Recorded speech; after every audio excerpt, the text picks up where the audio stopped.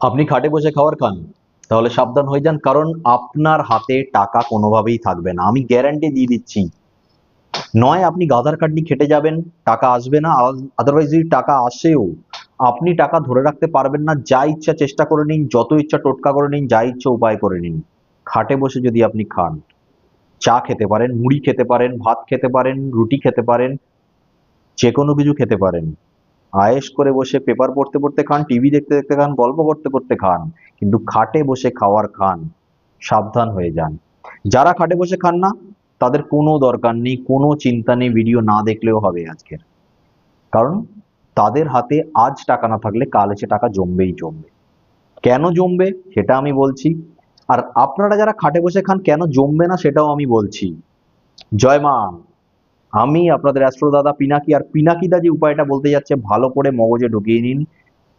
কারণ জ্যোতিষ রিলেটেড এমন একটা জিনিস আমি বলতে যাচ্ছি যে জিনিসটা আপনাদেরকে কেউ বলবে না, সবাই টোটকা দেবে, কিন্তু যদি গোড়ায় গলদ থাকে টোটকা করে কি লাভ হবে? টোটকা তো আমিও দিই, কিন্তু গোড়াটাকে মজবুত করে নিন। তাই যেটা আমি বলতে যাচ্ছি ভালো করে মাথায় ঢুকিয়ে নিন, আর আজকে থেকে খাটে বসে খাওয়া ভুল করেও একদম না। বাড়ির যে মেম্বার খাবে তাকেও বারণ করবেন, খাটে বসা যাবে না। কারণটা কি? কারণ হলো খাট বা বিছনা হলো আমাদের 12th হাউস।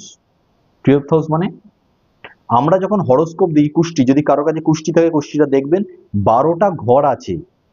12টা ঘর নিয়ে আমাদের টোটাল এই কুষ্টিটা তৈরি হয়েছে। এই 12টা ঘরের উপরেই আমরা যত রাশি গ্রহ নক্ষত্রের ক্যালকুলেশন করি। আর এই 12th হাউসটা হলো আমাদের বিছনা, খাট, যেখানে আমরা শুই। আর এই 12th হাউসটা কি ডিনোট করে? 12th হাউস ডিনোট করে সেক্সুয়াল প্লেজার, যৌন যে আনন্দ সেটা।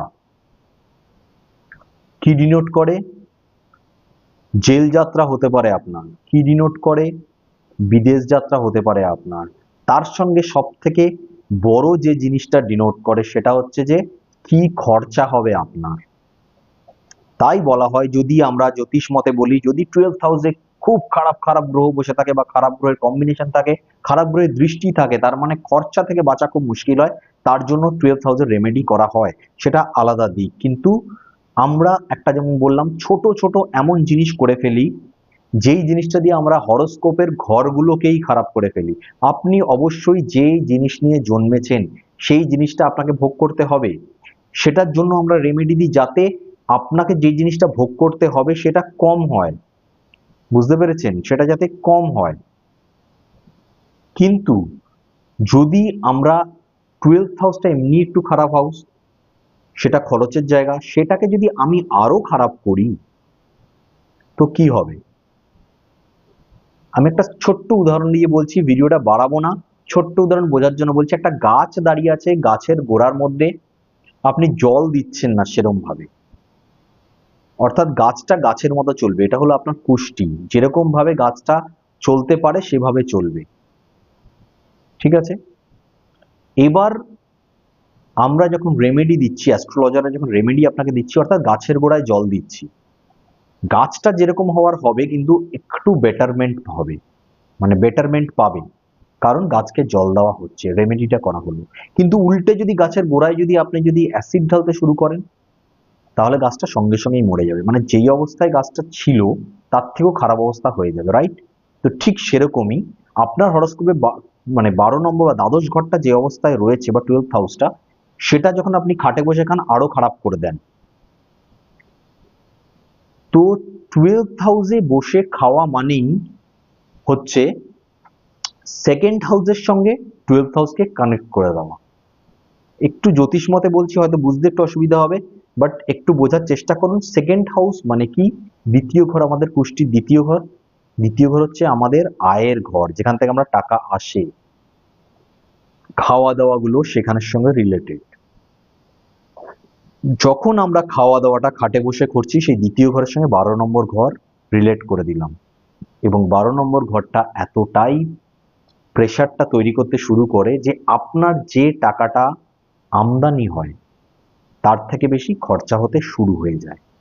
এবং আপনি নিজে দেখুন এই ব্যাপারটা, আমি যেটা আজকে বললাম আপনাকে, আপনি এবং আপনার পরিবারের লোকদেরকে আপনি খাটে বসে একদম মানা করে দিন খেতে, এবং আপনি দেখুন যে আপনার লাইফে টাকা কতটা আসছে সেটা আমি বলতে পারবো না, কিন্তু আপনার লাইফে টাকাটা যেভাবে খরচ হতো সেই খরচে কন্ট্রোল এসে যাবে। অর্থাৎ আপনার লাইফে আপনি 100 টাকা খরচ করে দেখা যেত মাসের শেষে 100 টাকাই খরচ হয়ে গেছে, সেভিংস কিছু হচ্ছে না, বা কখনো কখনো তো 100 টাকার বেশি খরচ হয়েছে। তো আর এরপর থেকে আপনি বুঝতে পারবেন যে 100 টাকা যদি আপনার যদি আমদানি হয়, ম্যাক্সিমাম 90 টাকা খরচ হবে, কিন্তু 10 টাকা হলেও আপনার কাছে সেভ হবে।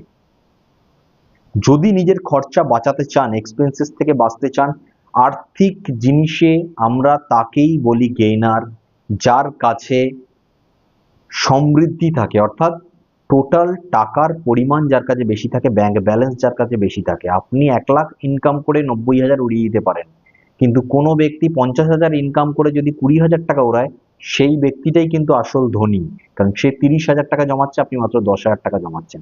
তো সেই জন্য মাথায় ঢুকিয়ে নিন, খরচাকে আগে আমায় বাঁচাতে হবে, তার সঙ্গে তারপরে ইনকামের কথা চিন্তা করতে হবে। আর যদি খরচা থেকে বাঁচতে চান, পিনাকিদার হয়তো ভিডিওটা একটু বড় হয়ে গেল, কারণ পিনাকিদা বোঝানোর চেষ্টা করলো লজিক্যালি, আমি জাস্ট সিম্পল বলে দিতে পারতাম খাটে বসে খাবেন না, বোঝানোর চেষ্টা করলাম, তার জন্য হয়তো ভিডিওটা বড় হলো। একটু মাথায় ঢুকিয়ে নিন, মগজস্থ করে নিন, এবং আজ থেকে বন্ধ করে নিন খাটের মধ্যে বসে খাওয়া, এবং দেখুন লাইফে আপনার আর্থিক দিক থেকে কি পরিবর্তন আসে। ভিডিও ভালো লাগলে লাইক করবেন, শেয়ার করবেন অন্যদের সাথে, কমেন্টের মধ্যে জানাবেন যে আপনার লাইফে কি পরিবর্তন এসছে।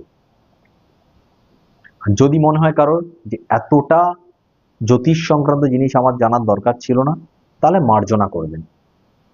যাই হোক, যদি ভালো লাগে পিনাকিদের সাথে থাকবেন, পিনাকিদেও আছে, চ্যানেলটা সাবস্ক্রাইব করতে ভুলবেন না যদি নতুন হয়ে থাকেন। আজকে এই পর্যন্ত, নেক্সট ভিডিওতে আপনাদের সাথে আবার দেখা হবে। ততক্ষণ পর্যন্ত ভালো থাকবেন, সুস্থ থাকবেন এবং সকলকে ভালো রাখার চেষ্টা করবেন। জয় মা।